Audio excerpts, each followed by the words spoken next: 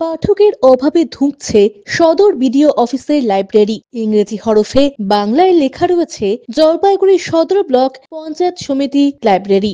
ভেতরে ঝাঁ চকচকে র্যাকে থরে থরে সাজানো পশ্চিমবঙ্গ পঞ্চায়েত আইন থেকে শুরু করে কিরিটি রায় গল্প সমগ্র এক শয়ে শয়ে বই। রয়েছেন 2024 সালে গ্রন্থাগারিকের দায়িত্বে আসা শবনম মুস্তাফিও।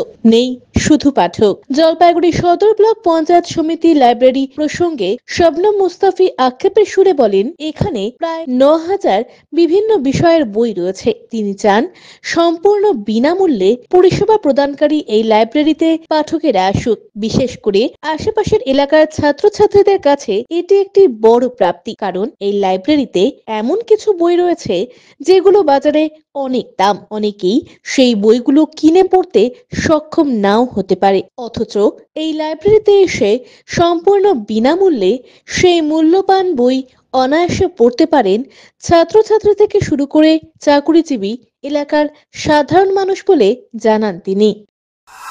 এই লাইব্রেরি আমাদের স্বাধীনতার আগেই প্রতিষ্ঠিত।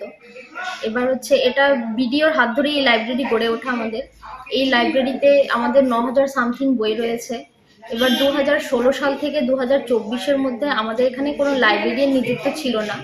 অনলি জুনিয়র লাইব্রেরি অ্যাটেন্ডেন্ট দ্বারাই এই লাইব্রেরি পরিচালিত হয়েছিল।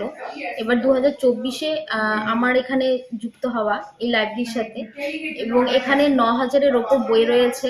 সমস্ত ধরনের বই রয়েছে, সমস্ত ক্রাইটেরিয়ার বই রয়েছে। এবার আমি চাবো যে এখানে 11টা থেকে 6টা অবধি আমাদের লাইব্রেরি খোলা হয় এবং পরিষেবা দেওয়া হয়। তো আমি চাবো যে পাঠক পাঠিকারা একটু এলে আমরাও একটু তাদেরকে পরিষেবা দিতে পারবো।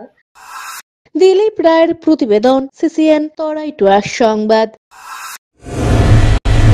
টিবি দূরীকরণ 100 দিনের পণ। 9 ডিসেম্বর 2024 থেকে 24 মার্চ 2025 পর্যন্ত রাজ্য জুড়ে অনুষ্ঠিত হতে চলেছে যক্ষ্মা নির্মূলীকরণ কর্মসূচি। এই কর্মসূচির অধীনে বিনামূল্যে টিবি লক্ষণ চিহ্নিতকরণ, টিবি প্রবণ ব্যক্তিদের সঠিক চিহ্নিতকরণ, বিনামূল্যে রোগ নির্ণয় ও বিনামূল্যে টিবির চিকিৎসা করা হবে। সঠিক চিকিৎসার মাধ্যমে যক্ষ্মা সম্পূর্ণ নিরাময় সম্ভব। স্বাস্থ্য ও পরিবার কল্যাণ দপ্তর, পশ্চিমবঙ্গ সরকার কর্তৃক জনস্বার্থে প্রচারিত।